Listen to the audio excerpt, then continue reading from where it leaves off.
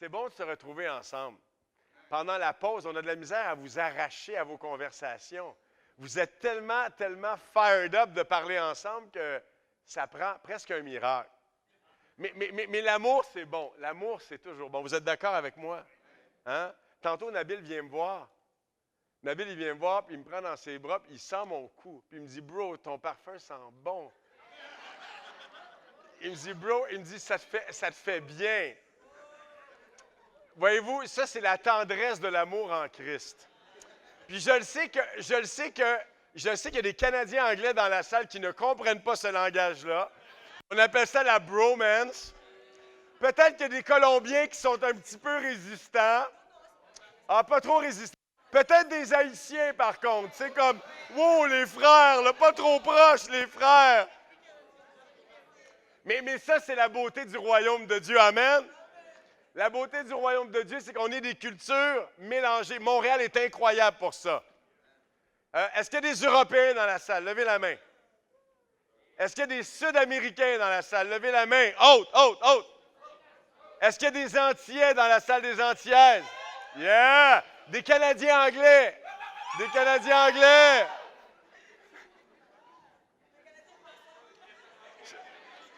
Ça, c'est plutôt des primates.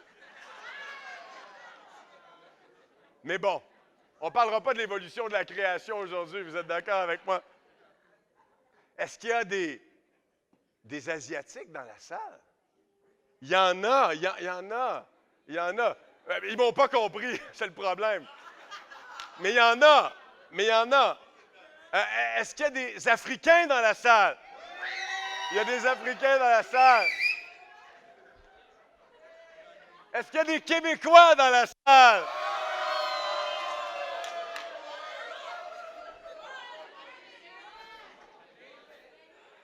En fait, Jésus avait la vision qu'un jour, des hommes et des femmes de toutes les nations se retrouveraient au travers du baptême, dans une alliance d'amour, dans une alliance de fraternité. Et on a la chance de vivre cette richesse-là, mes amis, incroyable. Quand on prend le temps de lire l'histoire et de regarder ce qui s'est passé dans l'histoire de l'humanité, et de voir des nations et des chocs s'entrechoquer d'une manière vraiment violente, des nations disparaître sous l'épée à cause de conflits de nature purement culturelle, on ne peut pas être autrement que reconnaissant de pouvoir être ensemble ce matin. Est-ce que je peux avoir un amen là-dessus? Et de réaliser la valeur, la richesse de ce qu'on peut partager ensemble. Et ce matin, on commence une série d'enseignements qui vont nous amener jusqu'à la fin du mois d'août. On a presque 8 mois d'enseignement ensemble où on va parler de la transformation de la vie en étudiant les épîtres de 3 hommes dont la vie a été radicalement transformée par l'Évangile. Ils ont non seulement entendu l'Évangile, mais ils l'ont vécu et ils l'ont vu de leurs propres yeux. Et vous savez de qui je parle? Pierre, Jean et Jacques. Est-ce qu'il y en a qui savent qu'est-ce que ça veut dire cette expression-là, comme Pierre, Jean, Jacques? Est-ce qu'il y en a qui savent ce que ça veut dire? Simon? Oui. Quand on dit comme Pierre, Jean, Jacques, ça veut dire comme un peu tout le monde. OK? La population en général, Pierre, Jean, Jacques. OK? Quelles sont les personnes ici qui ne connaissent aucun Pierre, aucun Jean, puis aucun Jacques? Levez la main. Ceux qui connaissent aucun Pierre, aucun Jean et aucun Jacques. Tout le monde connaît. Lève-toi, tu es un spécimen. Lève-toi. Non, c'est des farces. On s'entend pour dire que Pierre, Jean, Jacques sont des prénoms qui sont aujourd'hui, que ce soit le premier prénom sur ton certificat de baptême, le deuxième ou le troisième, il y a tout le monde qui connaît ce prénom-là. Pensez à ça un peu. Pensez à ça. 2000 ans après l'apparition biblique de leur nom, en grec, on retrouve partout Pierre, Jean, puis Jacques. C'est quand même incroyable. Et en fait, la raison pour laquelle on retrouve Pierre, Jean, Jacques, c'est vraiment simple. C'est parce que ces hommes-là ont inspiré par leur vie des générations entières d'hommes et de femmes qui ont choisi comme prénom pour leurs enfants pour leurs garçons Pierre, Jean et Jacques. Souvent, quand on choisit le prénom d'un enfant, on le choisit parce qu'il nous parle, parce qu'il nous inspire, parce qu'il nous donne de la vision. C'est la raison pour laquelle j'ai appelé mon fils Caleb. Évidemment, Caleb, le mot en tant que tel, ça veut dire chien. Je le savais que vous alliez réagir comme ça. Mais le bel aspect du mot chien, l'aspect fidélité. Regardez mon fils, le meilleur ami de l'homme. Regardez mon fils. Quand il sort la langue, c'est parce qu'il est content. Non, c'est des farces. Non, mais évidemment, Caleb, ce guerrier incroyable de l'Ancien Testament, cet homme d'une grande fidélité qui a été fidèle à Dieu et à son peuple jusqu'à la fin, qui est devenu l'héritier des promesses de Dieu, ce nom-là m'a inspiré. De la même manière, Pierre, Jean et Jacques ont inspiré des générations entières d'hommes et de femmes. Et aujourd'hui, on va commencer ensemble un voyage dans l'histoire de leur vie, mais spécialement dans les traces écrites qu'ils nous ont laissées au travers des épîtres qu'on retrouve dans la dernière partie du Nouveau Testament. Est-ce qu'il y en a ici qui n'ont jamais étudié 1 Jean, 1-2 Pierre, Jacques? Levez la main ceux qui sont plus ou moins là, au courant de ces épîtres-là. Soyez humbles, soyez vrais. Si vous n'avez pas d'expérience avec ces épîtres-là, levez la main. Ça va m'aider à comprendre, puis je vais pouvoir m'adapter en fonction de l'auditoire. Levez la main bien haute. Soyez pas gênés. Oui, merci. Quelques-uns. Donc, la plupart d'entre nous, on a lu les épîtres. Alors, mon objectif ce matin, c'est de vous amener plus profondément dans les épîtres et de voir de quelle manière ces écritures-là peuvent nous toucher, nous inspirer, nous transformer à marcher avec Dieu et à se rapprocher les uns les autres. Amen?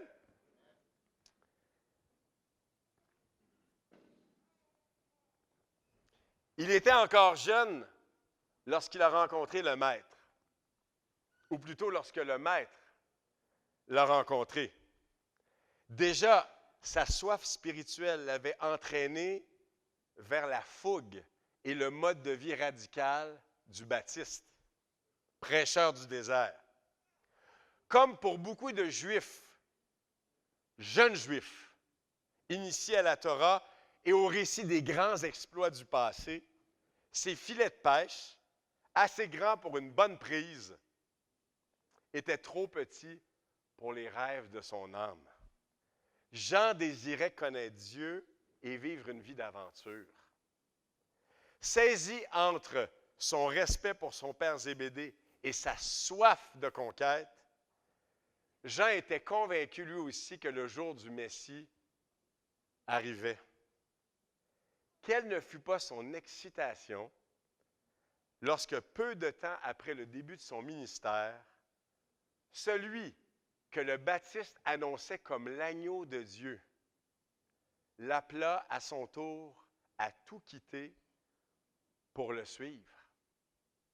C'est ainsi que Jean, trop jeune pour résister à une si grande et noble invitation, décida avec son frère Jacques de suivre celui qui allait transformer les fils du tonnerre en apôtres de l'amour.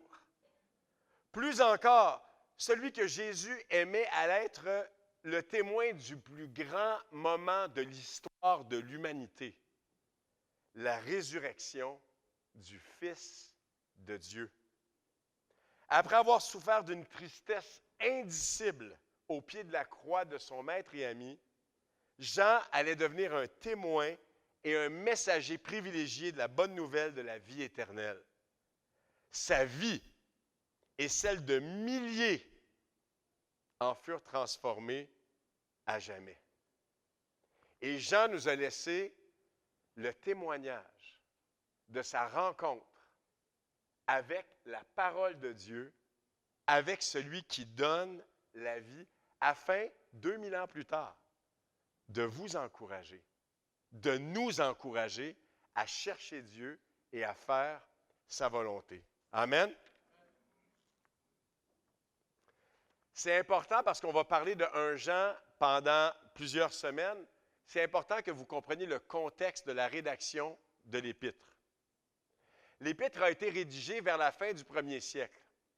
Et dans l'Église, déjà, avec la deuxième génération de chrétiens et de chrétiennes, Jean, qui était un des derniers apôtres en vie, sinon le dernier au moment de la rédaction, est obligé de combattre des hérésies, des fausses doctrines qui rentrent dans l'Église. Deux de ces hérésies-là sont les suivantes, et vous allez voir à quel point elles nous parlent encore aujourd'hui. Une de ces hérésies-là était ce qu'on appelle le gnosticisme, et une autre des hérésies s'appelait le docétisme. La gnose enseignait en fait que ce qui compte, c'est l'esprit. La sagesse de l'esprit qui est dévoilée en fait à quelques initiés. Et cette idée-là oppose l'esprit à la chair. La chair qui est corrompue, qui est viciée, qui est mauvaise. Et en fait, cette position-là affirmait que le Dieu de l'Ancien Testament et le Dieu du Nouveau Testament, ce n'était pas le même Dieu. Parce que le Dieu de l'Ancien Testament, c'est lui qui a créé la chair, c'est lui qui a créé l'homme. Alors que le Dieu du Nouveau Testament, qu'est-ce qu'il fait? Il vient triompher par l'esprit de la chair. Vous me suivez? Ça semblait bien beau, mais c'était bien grave. Et en fait, il y a beaucoup d'hommes et de femmes qui sont tombés dans le piège. En fait, les gnostiques amenaient leur perspective vers deux directions qui sont assez différentes. L'ascétisme, la chair étant mauvaise, qu'est-ce qu'il faut faire? Il faut se dompter physiquement et être extrêmement rigoureux avec le corps. Et l'autre côté, c'était le libertinage ou le libertarisme avec l'idée suivante. Puisque c'est seulement l'esprit qui compte, peu importe ce que je fais avec mon corps, ce n'est pas important. Parce qu'ultimement, c'est mon esprit qui va être sauvé. Est-ce que vous me suivez? Donc, d'un côté, certains gnostiques étaient extrêmement radicaux face à la culture du corps. D'un autre côté, c'était le contraire. Et Jean était obligé, en fait, d'adresser cette question-là. Et au travers de son épître et de son évangile, il va le faire d'une manière incroyable. Le docétisme était aussi une autre fausse doctrine, une hérésie, qui affirmait que Jésus, le Fils de Dieu, n'était pas dans un corps réel charnel, parce que la chair étant mauvaise, c'était comme un semblant de corps. Et de façon très subtile, qu'est-ce qu'on niait? On niait l'incarnation de Dieu. On refusait l'idée que le Créateur de l'univers ait pu devenir un homme. Et on reconnaît ça encore aujourd'hui, notamment chez les témoins de Jéhovah, qui nient la divinité du Christ, la divinité au sens total du Christ. On reconnaît en fait la gnose même dans certains courants de confession catholique, où la chair a été pendant longtemps vue comme quelque chose d'odieux, entre autres le rapport sexuel. La sexualité étant quelque chose de laid, de réprimable, de condamnable. On ne pouvait même pas lire le Cantique des Cantiques avec l'idée que ça puisse parler de sexualité. On était obligé de prêter certaines vertus plus hautes au Cantique des Cantiques parce que jamais on ferait une place aussi grande dans la Bible pour la sexualité entre l'homme et la femme. Vous me suivez? Donc, on voit que depuis le commencement, en fait, du christianisme, l'Église est en proie à de grands tourments et de grands combats au niveau de la doctrine. Et il ne faut pas se surprendre qu'encore aujourd'hui, on ait des défis de cette nature-là. C'est la raison pour laquelle les disciples de Jésus qui marchent avec Dieu sont appelés à constamment éduquer leur foi, parce qu'on peut facilement, à un moment donné, s'y perdre. Et on peut perdre nos convictions. On peut perdre la solidité de notre foi. Vous me suivez?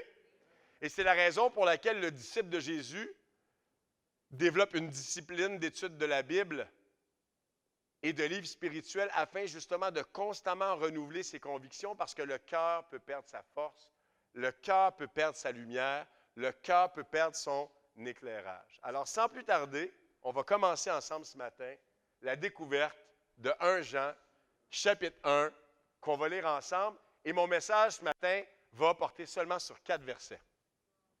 Et en fait, sur 4 versets, et j'espère que notre lecture va vous encourager, comme je le disais la semaine passée, à commencer à écrire votre propre commentaire biblique de 1er Jean. Est-ce qu'il y en a qui ont commencé à écrire des notes sur 1er Jean? Levez la main. Bruno, tu as commencé. Eduardo? OK? T'as-tu du fun, Eduardo?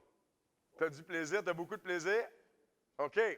Y a-t-il une chose qui t'a frappé en particulier?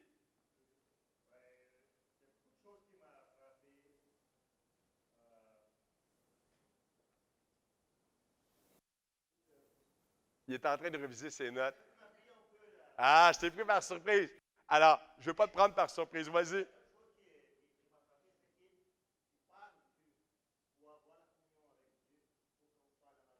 Oui,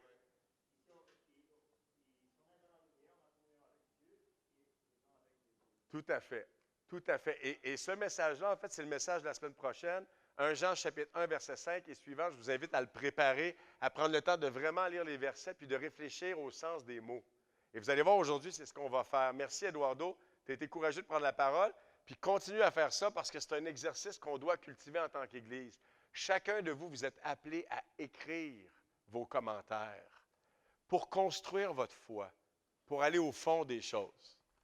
Ce qui était dès le commencement, ce que nous avons entendu, ce que nous avons vu de nos yeux, ce que nous avons contemplé, que nos mains ont touché concernant la parole de la vie, et la vie a été manifestée, nous l'avons vu, nous en rendons témoignage, et nous vous annonçons la vie éternelle qui était auprès du Père et qui nous a été manifestée.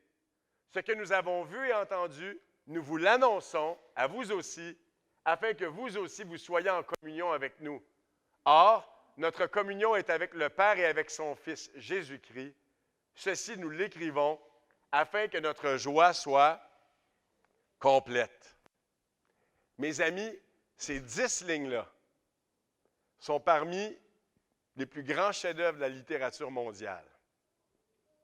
En 10 lignes, Jean fait des affirmations qui sont d'une grandeur inouïe. Et c'est ce qu'on va découvrir ensemble ce matin. Jean commence ici son épître en disant ce qui était dès le commencement. Si vous comprenez un peu le style de Jean, vous remarquez que quand Jean commence son évangile, il commence avec quel mot? Au commencement, au tout début. Qui renvoie à quel livre dans la Bible? La Genèse. La Genèse commence avec quoi? Au commencement. Jean utilise ce style-là pour faire réfléchir le lecteur sur quoi? Sur le fait que l'histoire commence avant même que l'univers soit créé. Imaginez, avant même que l'univers soit créé, au commencement, ce qui était dès le commencement. Et ensuite de ça, qu'est-ce que Jean fait? Il fait ce qu'on appelle un focus. Il ramène les lentilles de l'histoire sur un point focal qui est qui? Qui est Jésus. Il dit ce qui était au commencement, avant la création de l'univers. Autrement dit, celui par qui les milliards de galaxies ont été créées, celui qui a tout créé, celui qui existait avant même que l'univers soit, nous l'avons quoi? Entendu. Nous l'avons vu quoi? Vu. On l'a contemplé, puis on l'a touché. Est-ce qu'il y en a qui ont déjà vu un bon spectacle de musique puis qui étaient super excités d'aller voir un bon show de musique? Est-ce qu'il y en a? Justin Bieber. C'est sûr, c'est sûr. En fait, tu ne me croiras pas, ma puce, mais j'ai même mis ça sur ma feuille puis j'ai pensé à toi en préparant le message. Tu es la plus grande fan que j'ai jamais rencontrée. Tu sais, c'est une chose d'entendre Justin Bieber à la radio. Ah, tu l'entends. Puis tu danses. Tu me suis? Là, tu te fais offert par tes parents des billets pour aller voir Justin Bieber. Qu'est-ce qui se passe? Là, tu le vois.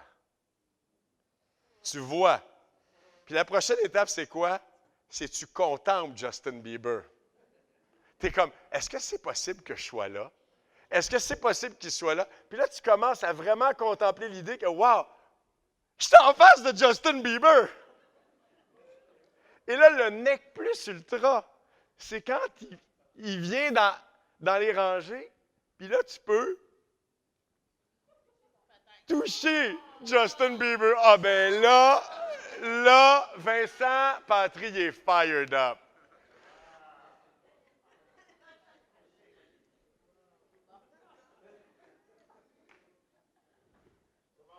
C'est ce que l'Écriture nous dit de l'expérience de Jean. Jean, il est en train de dire, puis guys, OK, on est tous croyants ici, là, puis on est tous là, un temps soit peu, pour ne pas dire beaucoup religieux, puis on connaît toutes ces belles affaires-là, mais on ne comprend pas la grandeur de ça. Ce que Jean est en train de dire, là, c'est que non seulement il a vu, il a entendu, puis il a pu commencer à réfléchir et à contempler sur ce qui était devant ses yeux, mais il est en train de dire qu'il a touché au Créateur de l'univers.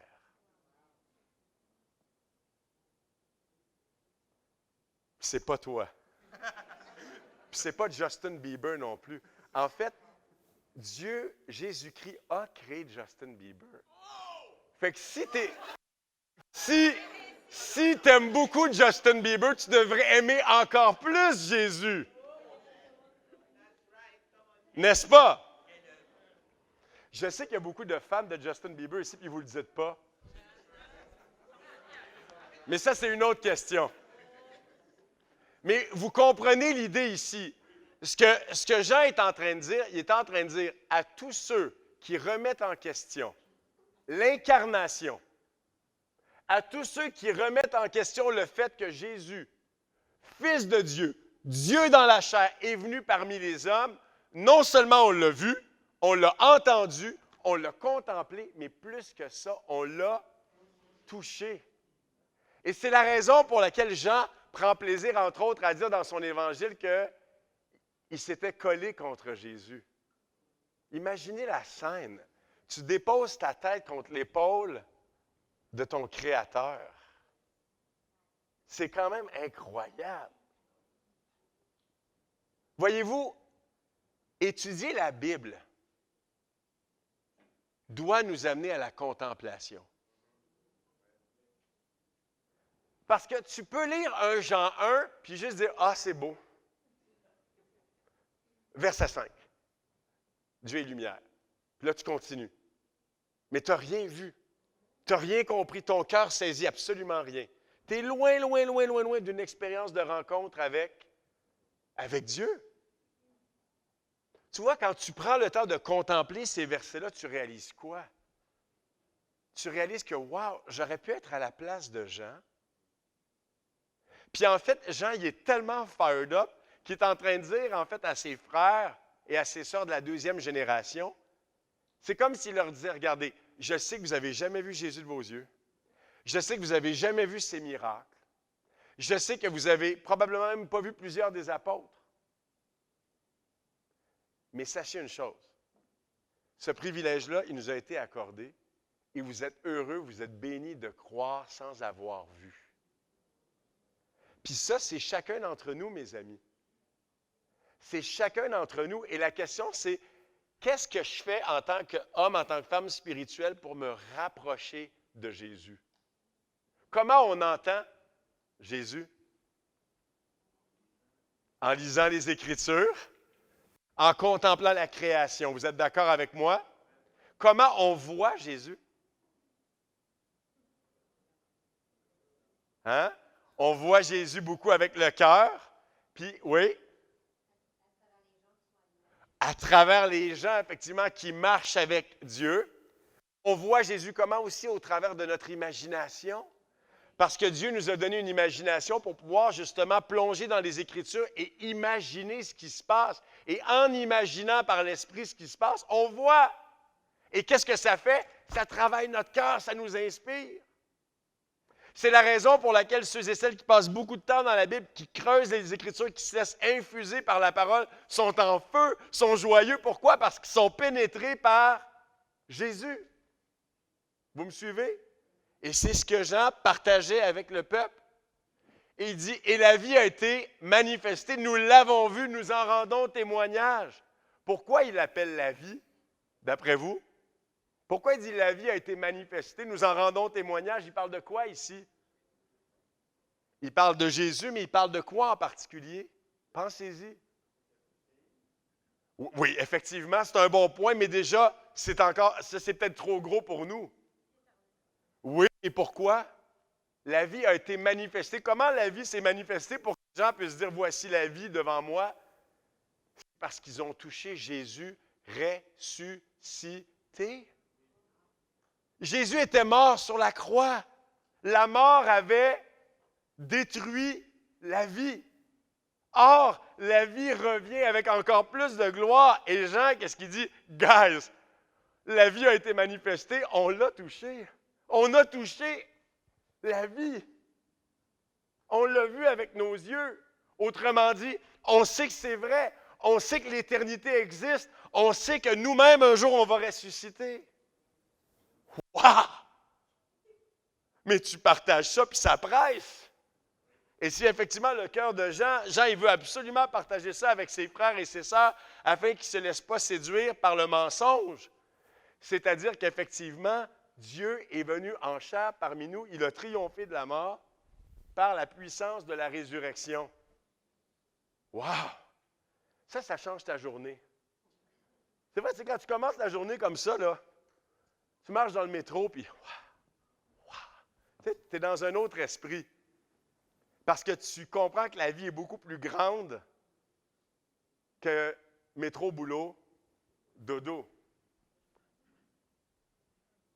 Donc, Jésus était quoi? Il était 100% homme et 100% Dieu. Pas 50%, 50%. 100% des deux côtés. Le papier, OK? 100% plat. Vous êtes d'accord avec moi? Puis 100% relief si je le plie. Vous me suivez? C'est le même papier, avec des propriétés qui sont complémentaires. De la même manière, Jésus est à la fois les deux. Il est à la fois homme, il a souffert comme nous, il était fragile comme nous, il était exposé à la tentation comme nous, mais en même temps, il était 100% Dieu. Comment? Par la perfection de sa relation avec Dieu, par sa perfection morale. Il était intégralement divin. Il n'a jamais péché. Et c'est ce qui fait qu'il est non seulement fils de l'homme, venu au monde de Marie, mais qu'il est également fils de Dieu par l'Esprit, ressuscité d'entre les morts. Pourquoi la puissance de l'incarnation, c'est si important? Et ça, là, c'est vraiment important que vous compreniez ça. On parle de choses profondes, ça ne sera pas toujours comme ça le dimanche en passant. Là, je suis obligé de le faire parce que c'est la base de l'Épître. OK? Donc, je vous amène dans une réflexion un peu plus théologique, mais c'est important de le comprendre. J'étais avec Johnny vendredi, on a eu un temps de formation ensemble, Johnny et moi, on était à la Plaza Côte-des-Neiges. Puis en sortant de la Plaza Côte-des-Neiges, on a rencontré un musulman. Puis on avait une bonne conversation, un gars extrêmement sympathique, bonne jasette et tout. Puis à un moment donné, on rentre dans le vif du sujet avec lui, puis on parle de ça. Voyez-vous, pour beaucoup de groupes religieux, l'incarnation est impensable. Parce que Dieu, il a créé l'univers, il n'oserait jamais s'abaisser à la place d'un homme. Encore moins d'un homme qui se laisse crucifier par sa propre créature. Vous me suivez? Dieu est tout-puissant. Comment Dieu oserait se soumettre lui-même à l'horreur du péché des hommes et de la mort? C'est le raisonnement, en fait, de la plupart de ceux et celles qui refusent l'incarnation. Mais quand on y pense, l'incarnation, c'est un mystère d'une puissance incroyable. Alors, regardez avec moi en Philippiens chapitre 2. J'aurais besoin de 2 heures pour ça ce matin. Il est quelle heure, là? Oh my goodness. Philippiens 2. Philippiens 2. Au moins, si on comprend ça, vous allez voir la grandeur de ça pour nos vies. Philippiens 2, verset 5. Ici, Paul nous fait entrer dans le mystère de l'incarnation. Puis regardez qu'est-ce qu'il dit. Ayez en vous la pensée qui était en Christ Jésus. Autrement dit, cherchez à penser comme Jésus. Lui dont la condition était celle de Dieu, il n'a pas estimé comme une proie à arracher d'être égal avec Dieu. Autrement dit, Jésus n'a pas cherché à garder son statut de divinité en venant parmi nous. Il ne s'est pas battu avec cette idée-là. Non, au contraire, qu'est-ce qu'il a fait? Il s'est dépouillé lui-même en prenant la condition d'esclave, en devenant semblable aux hommes. Après s'être trouvé dans la situation d'un homme, il s'est humilié lui-même en devenant obéissant jusqu'à la mort sur la croix. C'est pourquoi aussi Dieu l'a souverainement élevé, lui a donné le nom qui est au-dessus de tout nom, afin qu'au nom de Jésus, tout genou fléchisse dans les cieux, sur la terre et sous la terre, et que toute langue confesse que Jésus-Christ est Seigneur à la gloire de Dieu le Père. La Bible ici enseigne ce qu'on appelle le mystère de l'incarnation. Dieu se fait chair, il se libère de sa royauté momentanément, et qu'est-ce qu'il décide de faire? Il décide de s'humilier par amour pour nous. Pensez à tout ce qui détruit le monde et les relations entre les humains. Quels sont les plus grands ennemis des relations entre les humains? L'orgueil, l'égoïsme, manque d'amour, la vanité, la jalousie, la colère, le narcissisme dans les relations. Prenez ce que vous voulez, puis regardez Jésus. Jésus, il dépouille l'orgueil, il dépouille l'égoïsme, il dépouille la colère, il dépouille... En fait, il s'humilie complètement pour nous faire comprendre la chose suivante. Si moi qui suis, je suis prêt à faire ça pour toi. Toi, qu'est-ce que tu es prêt à faire pour moi? Es-tu prêt à mettre de côté? Es-tu prêt à mettre de côté ton égoïsme, tes agendas personnels de satisfaction et de réussite personnelle? Est-ce que tu es prêt à te dépouiller de toi-même pour pouvoir me suivre? Il y a une puissance incroyable dans ça. Parce que si le Créateur de l'univers est prêt à faire ça, nous les humains, la réponse qui s'impose, c'est quoi?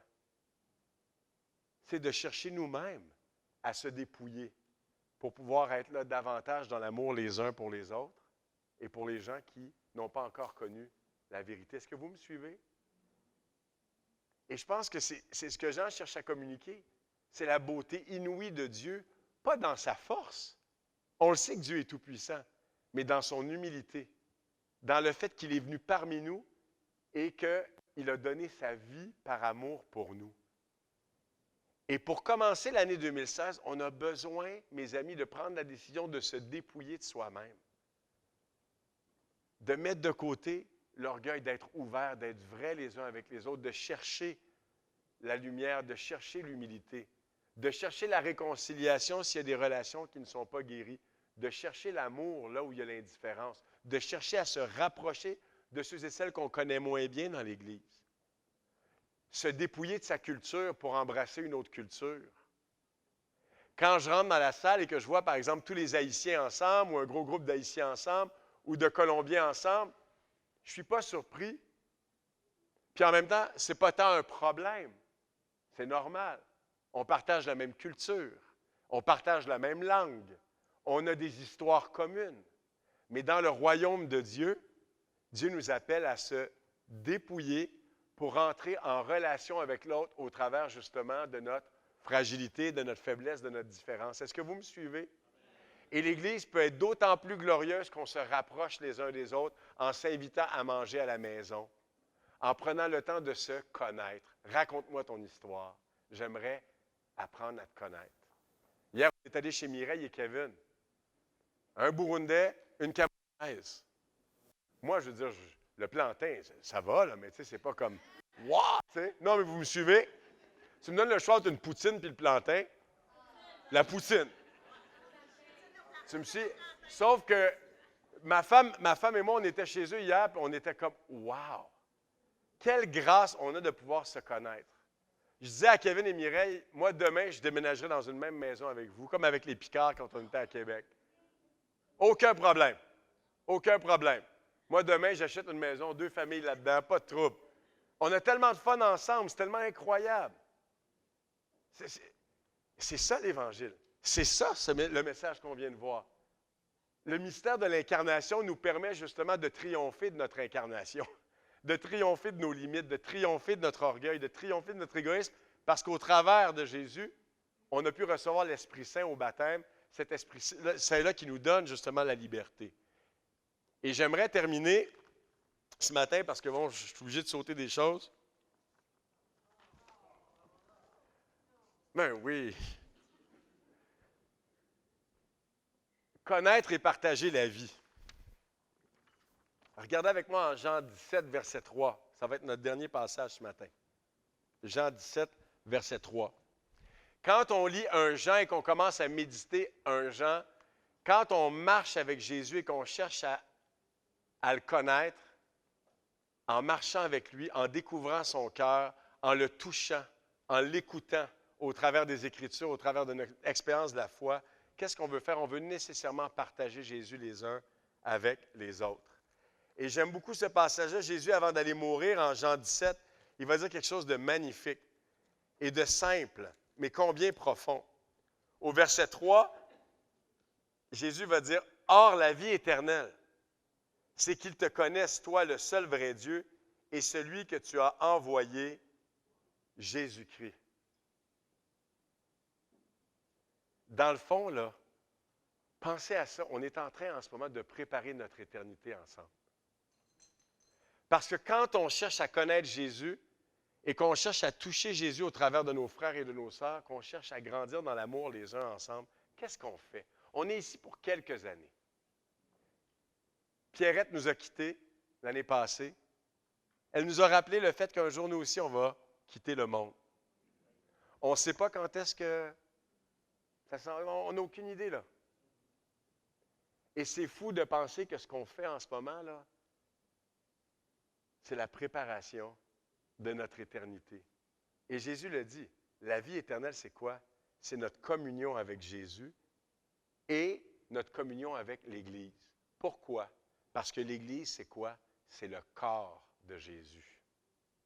Donc, si je me tourne vers Vincent, vers Lynn, vers Alison, vers Simon, puis que je leur donne de l'amour, j'aime directement Jésus et Jésus le prend d'une manière très personnelle.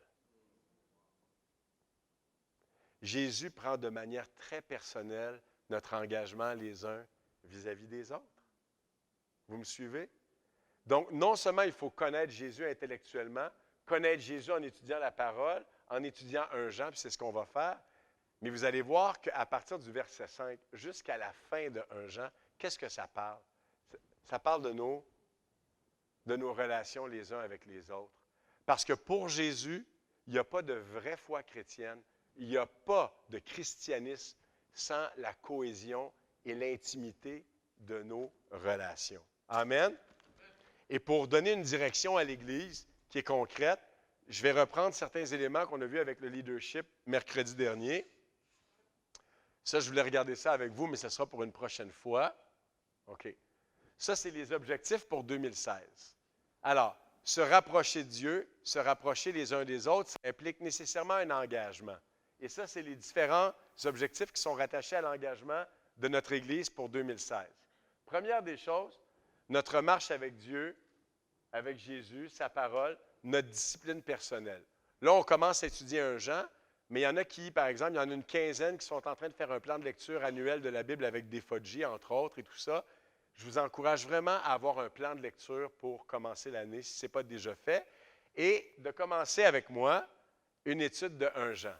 Le site web commence à être fait, la première page est presque complétée. On va pouvoir commencer à mettre un blog et tout, puis je vais mettre toutes mes notes, mes commentaires d'1 Jean sur l'Internet. Puis si jamais vous avez des trésors, bien, vous pourrez les partager. Deuxième des choses, participer aux rencontres du corps. Nos rencontres sont extrêmement importantes parce qu'elles nous permettent justement de nous construire mutuellement. Les mercredis, les dimanches, puis les rencontres du groupe de famille, de ministère, dépendamment de votre groupe. La constance et la qualité de nos temps de formation les uns avec les autres. J'ai beaucoup insisté là-dessus en 2015. Je vais encore insister là-dessus. C'est vraiment important, la formation, l'accompagnement spirituel dans des relations 2 par 2.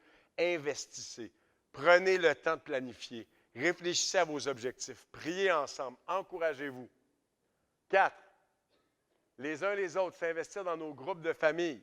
Il y a des groupes un peu partout dans la